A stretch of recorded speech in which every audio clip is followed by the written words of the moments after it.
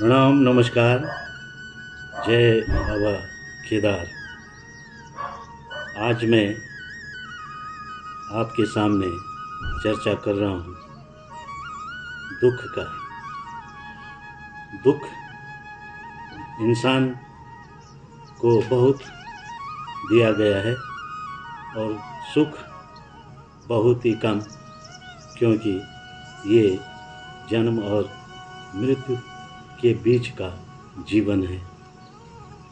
कहते हैं बड़े भाग मानुष तन पाया, सुर दुर्लभ सब ग्रंथ ही गावा। कहते भी हैं कि बड़े भाग्य से यह मनुष्य शरीर मिला है। सभी ग्रंथ में यही सार छिपा है कि यह तन तो देवताओं को भी दुर्लभ है।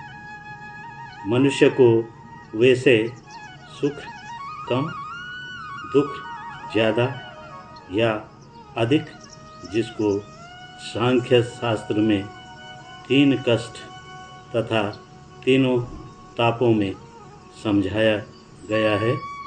3 तप हैं: आदि दैविक, आदि भौतिक और आध्यात्मिक अथवा आदि दैनिक।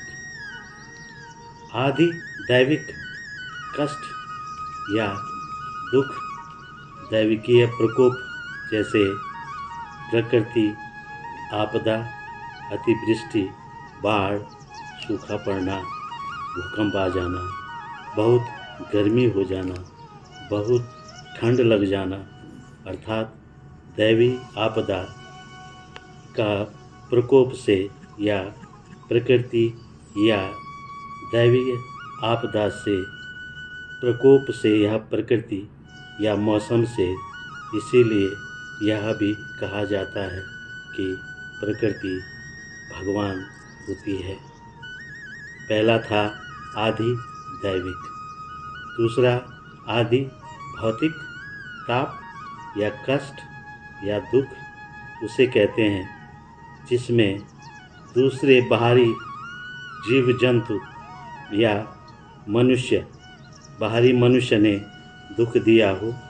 जैसे घर में चोरी हो जाना, किसी जानवर ने हमला करके उसे घायल कर देना, अर्थात पंचभूतों जैसे कि जल में, अग्नि में, वायु में, पृथ्वी में और आकाश में जो भी आकस्मिक घटनाएं या आकस्मिक दुख भरी घटनाएं हो जाती हैं, वही भौतिक कष्टों, दुखों, तापों में गिना जाता है।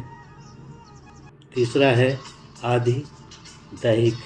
दैहिक माने शरीर या आध्यात्मिक दुख, कष्ट या ताप, जिसमें आपके शरीर के रोग दोष, व्याधि, ज्वर, मन और शरीर के बीच का गतिरोध, जिसमें काम, क्रोध, मद, लोभ, मोह में फंस जाना, अर्थात पूर्वाग्रहों को विलीन कर गला देना ही हमारा अध्यात्म कहा गया है और यही अध्यात्म की परिभाषा है। इसे ही आत्मिक दुख कहा गया है। जैसे कि आजकल अपनों में ही मन मुटाव है। दूसरा ये समझता है कि मैं बहुत दुखी हूँ, लेकिन दूसरा सुखी है। सारा ही संसार दुखमय है, क्योंकि मनुष्य जीवन में दुख ज़्यादा है, सुख तो नाम मात्र का होता है। ये मनुष्य अपने को समझता है कि मैं बहुत सुखी हूँ, ऐसा नहीं है। दुख ही दुख इस पृथ्वी संसार में, इस मृत्यु लोक में समाये हुए हैं। ऐसे ही यह मनुष्य शरीर अन्नमय है, क्योंकि वो भूख लगती है तो भोजन करता है। भूख का मतलब दुख है, और जब वो अन्न खाकर भोजन कर तृप्त हो जाता है तो उसे सुख प्रतीत होता है, सुख की अनुभूति हो जाती है।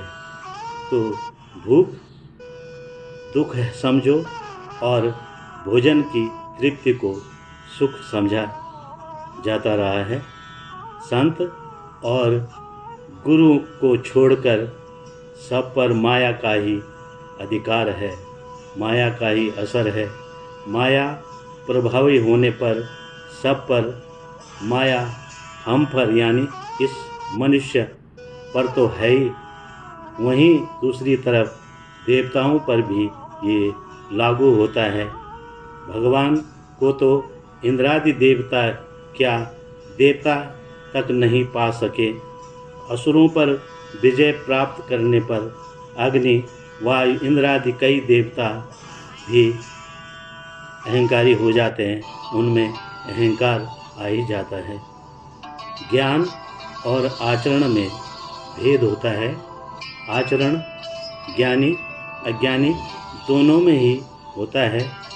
दुखों से बचने का एक ही उपाय है कि दुखों की पूर्ण निवृत्ति तथा परमानंद की ओर चले जाना ही दुख की निवृत्ति है, और वही निवृत्ति परम पुरुषार्थ कहा गया है।